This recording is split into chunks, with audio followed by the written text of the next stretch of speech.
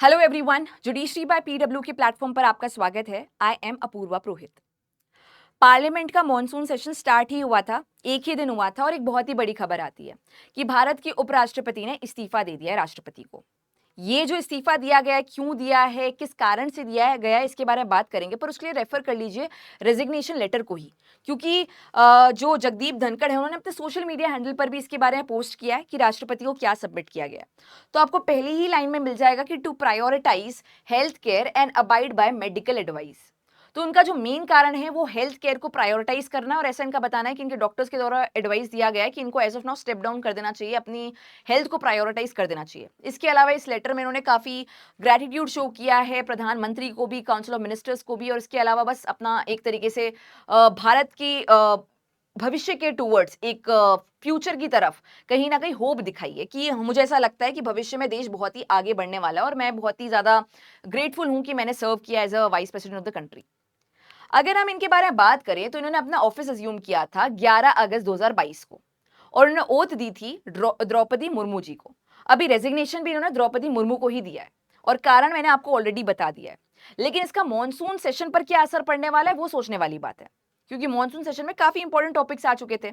For example अगर हम बात करें तो नोटिस ऑफ मोशन जो है जस्टिस यशवंत वर्मा जी के अगेंस्ट वो इनिशिएट हो चुका था। पहले दिन में जगदीप धनखड़ जी बैठे भी थे, इसके बारे में उन्होंने बात भी की थी। तो अब इस पे क्या असर पड़ेगा? तो सबसे पहले आपको रेफर करने की जरूरत है आर्टिकल 91 को, जो कि कहता है कि अगर कोई भी उपराष्ट्रपति स्टेप डाउन करता है, रिमूव किया जाता है, कुछ भी ऐसा होता है, तो उस टाइम पे अर्जेंट बेसिस पर अगर हम बात करते हैं राज्यसभा के चेयरमैन की पोजीशन के लिए, डेप्यूटी चेयरमैन का रोल फिल किया जाए, डेप्यूटी चेयरमैन इस रोल को फिल करेंगे।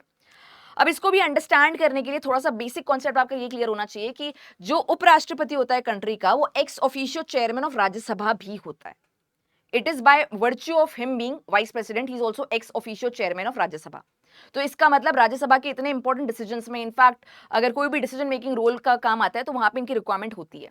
तो सबसे पहले मॉनसून सेशन पे बहुत असर पड़ सकता है, इसीलिए डेप्यूटी चेयरमैन जो है वो इनका पोजीशन को तुरंत बेसिस पे, अर्जेंट बेसिस पे फिल कर देंगे एज पर आर्टिकल 21।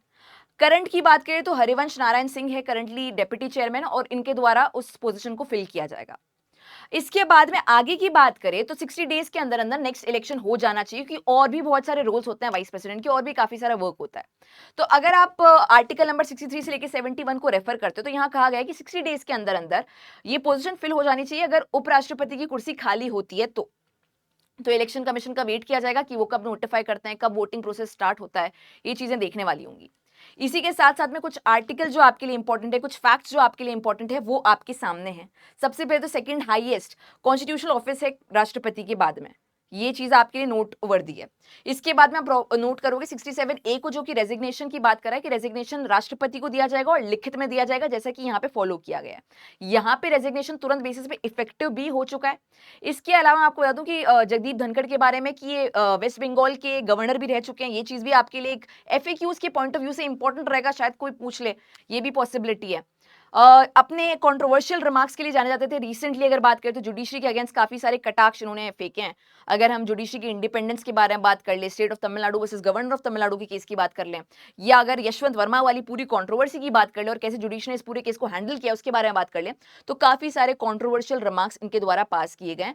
एक तरीके से ये भी कहा जा सकता है कि इनमें कोई झिझक नहीं थी, कोई तरीके से एक फियर नहीं था, और फियरलेसली अपने ओपिनियंस को रखते थे।